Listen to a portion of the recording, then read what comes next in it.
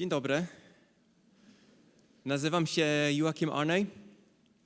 Dziękuję bardzo za zaproszenie na konferencję i też bardzo dziękuję tłumaczom, że mogę tak spokojnie kontynuować po angielsku.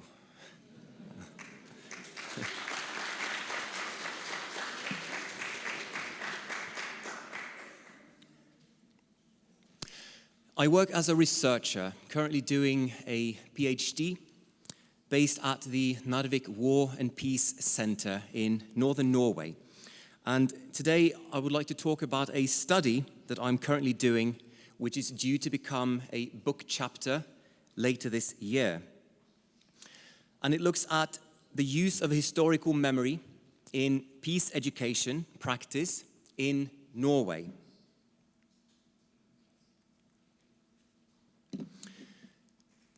So in all of the presentations earlier today, there have been quite a few concepts already put on the table. I'm going to start off by just addressing the few concepts that I will be introducing, just to locate ourselves first.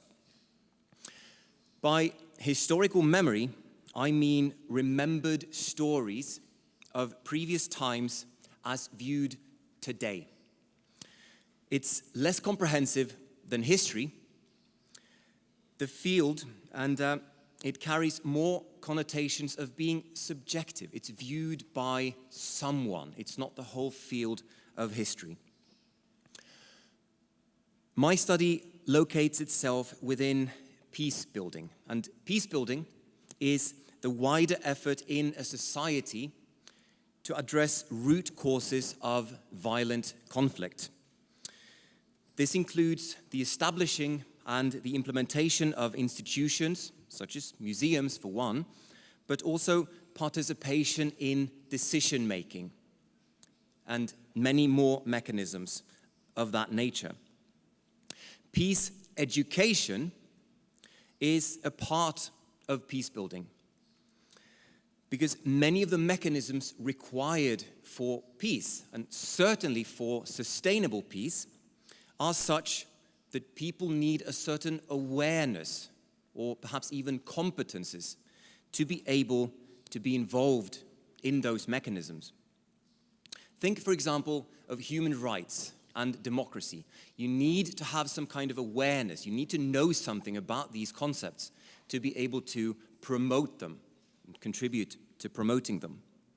So, peace education is the content and the learning approaches that aim to address that. And it will look and feel different depending on where you are, depending on what the challenges are in any given society.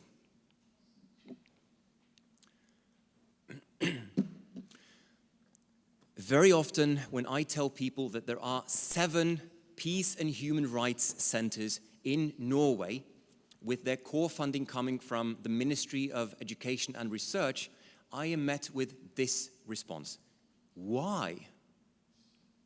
And I'm guessing that this reaction is at least partly fueled by the image, the reputation Norway has as being the peace nation.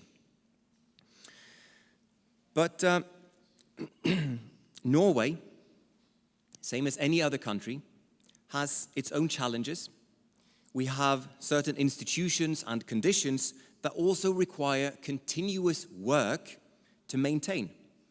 And this is about far more than just not having war. Peace education happens at different stages after a conflict, and it takes place in widely different contexts. And Norway is now a country that has experienced protracted calm for several decades. But building and maintaining democracy, inclusion of everyone, promotion of human rights, and other such aspects that are somewhat synonymous to peace, that is work that needs to be done continuously. So peace education, it means working towards that ideal society that we would like to live in with the values with the attitudes and the skills that are conducive to exactly that. This is not political work. All these 7 centers are independent, autonomous foundations or organizations with independent boards, directors, and other staff being hired entirely separate from shifting governments. I emphasize this partly because I know very well that this is not the case in every country. But I also mention it to underscore that all of these 7 centers are free and independent to diagnose challenges in a society themselves and to find the best means and the best ways to address those challenges. A second point that I find important to stress is that the centers work in the learning realm of non-formal education. They are separate from schools. They are not directly part of any formal curriculum. On the contrary, they must be sought out voluntarily by individuals or by groups.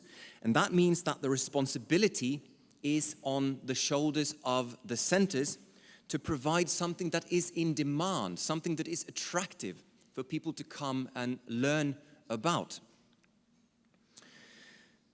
And given the topics that we tend to work with, very often the approach, the form, can be more important than the actual content.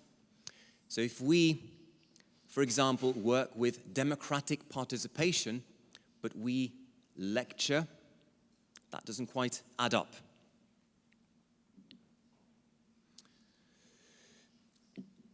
I've worked for one of these centers, the Narvik War and Peace Center, for more than 10 years, most of those as an educator. And I've made many observations about education practice in those years, some of which have led to this particular study, this line of inquiry. In this time, we have made leaps forward, moving basically from teaching facts and stories of the 1940s to centering our approach around peace building.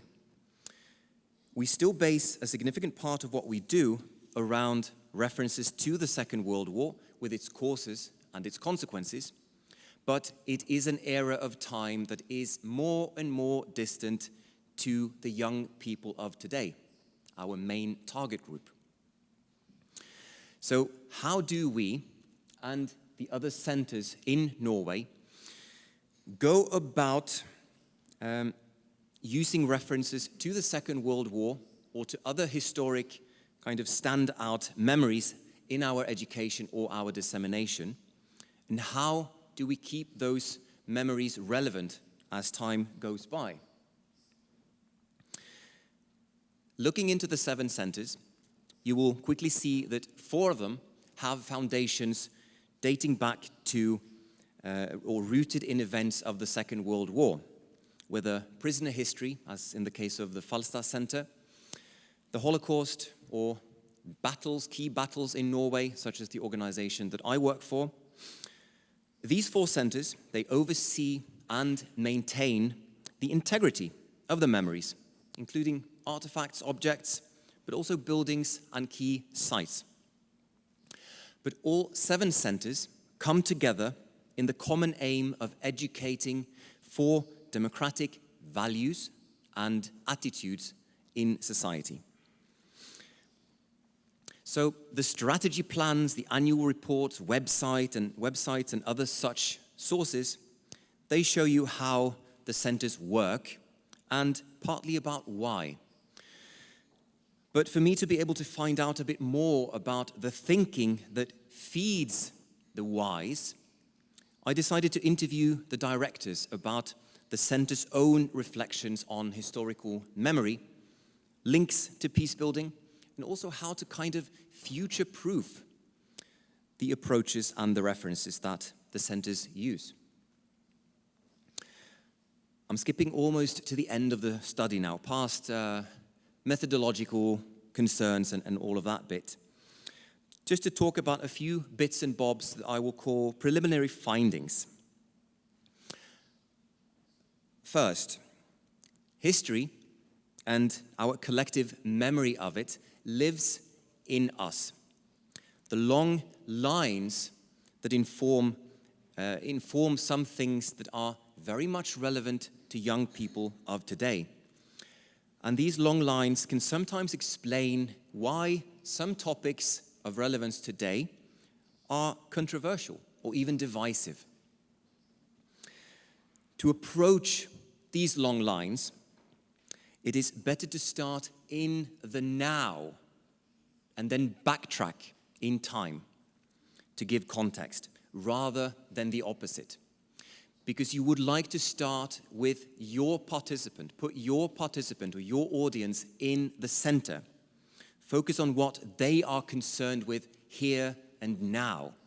Then add context, then backtrack in history to see the longer lines. Use your venue.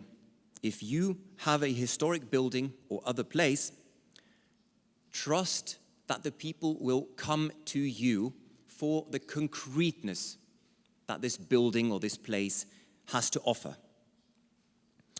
But be sure to put it to work for also contemporary fault lines, challenges, problems, and also opportunities.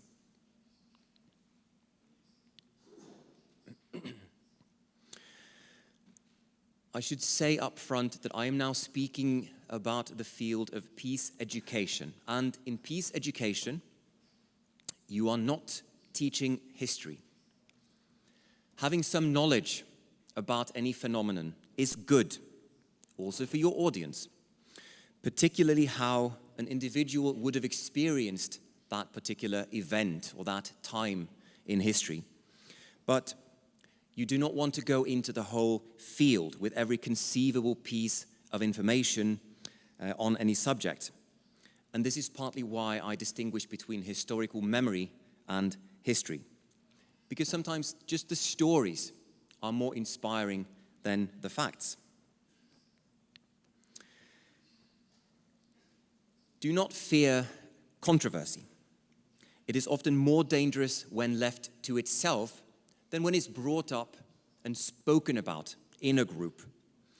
But train your staff continuously and accordingly for the inevitable hard encounters that you're likely to experience.